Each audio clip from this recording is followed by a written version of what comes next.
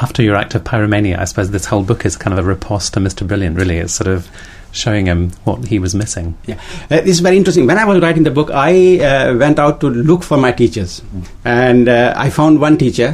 He was Asian. He was the only Asian teacher, Mr. Rasool, and talked to him. And he says, "Oh, the wretched Brilliant is dead," because he too hated him. Of course, Mr. Harris died a long time ago. I couldn't find any of them except Mr. Rasool. The thing was, Mr. Rasool didn't actually teach me directly. He came when I was already in sixth form. But it would have been wonderful to actually find Mr. Brilliant, remind him of the incidents, and then interview him and make him part of the book. But unfortunately, he passed away before I could write the book.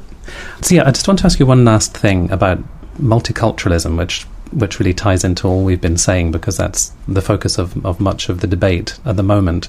And you write towards the end of the book that conventional British attitudes need to be convinced of the truth of multiculturalism, not just treat it in a tokenistic way. And that seemed to me a very telling statement, that it couldn't be half-hearted. It couldn't just be, here's a bit of curriculum for you lot. It actually had to acknowledge the things that you've been talking about. I think we have given a lot of lip service to multiculturalism, and in fact, in the last kind of, especially after 9/11, multiculturalism has been demonized as something that has divided divided Britain. In a sense, I think the government policies of multiculturalism focused on difference, and they made a fetish of ethnicity. To most Asians, ethnicity is not a marker of anything. It's a simple. It gives you a little sense of identity and a sense of history. So when people ask me, "Where are you from?" I say, "I'm from Pakistan. I'm from Karachi."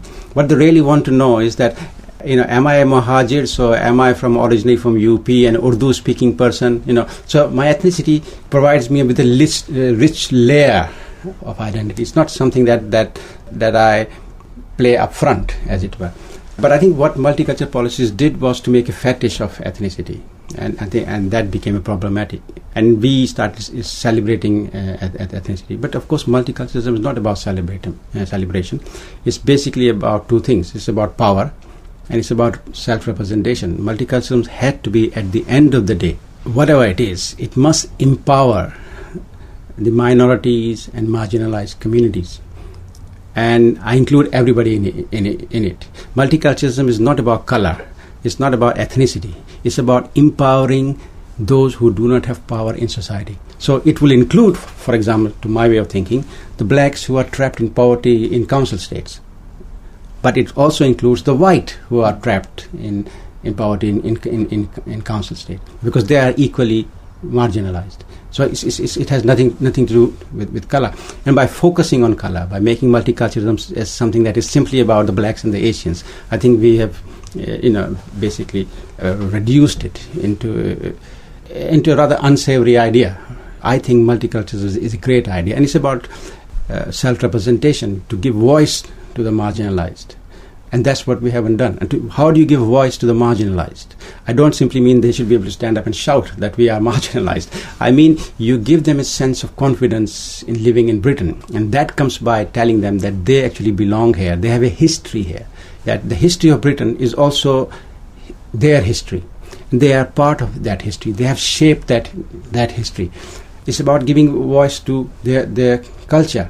That their culture is also part of the rich complex of what we call the British society, and has a place in that. And it's about giving them access to education, to corridors of power, to media, judiciary. That's what giving voice is all about.